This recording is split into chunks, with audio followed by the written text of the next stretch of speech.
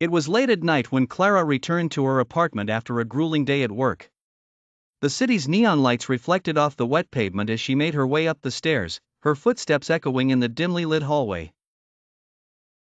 As she fumbled with her keys, trying to unlock the door, an unsettling feeling prickled the back of her neck. She glanced over her shoulder but saw nothing unusual, just the same old shabby wallpaper and flickering light bulb that had been there since she moved in. She shrugged it off and entered her apartment, locking the door behind her. Inside, a cold draft greeted her, and she noticed the living room window was slightly ajar. She frowned, certain she had closed it before leaving.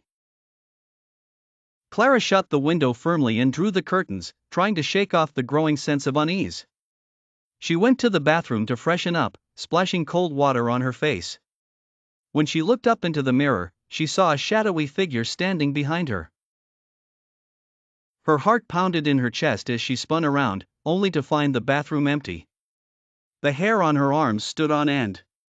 Determined to calm herself, she convinced herself it was just a trick of the light and went to the kitchen to make some tea. The kettle whistled, and she poured herself a cup, her hands still trembling. She decided to watch some TV to distract herself, but the feeling of being watched persisted. Every creak of the floorboards, every groan of the pipes, seemed amplified in the silence of the night. Finally, she couldn't take it anymore. She grabbed her phone and called her best friend, Hannah. "Hey, are you okay? You sound freaked out," Hannah asked, concern evident in her voice. "I don't know, Hannah. I keep seeing things, or thinking I see things. There's this shadow that keeps appearing in the mirror," Clara confessed. "Get out of there, Clara. Come stay with me tonight," Hannah insisted. Clara didn't need to be told twice.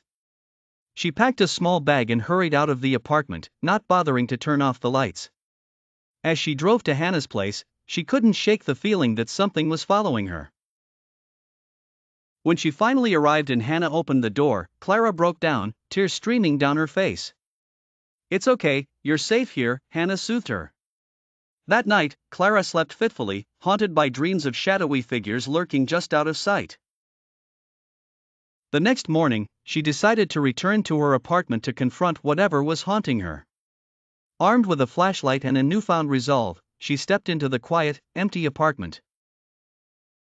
As she moved from room to room, her heart raced, but she found nothing unusual until she reached the bathroom.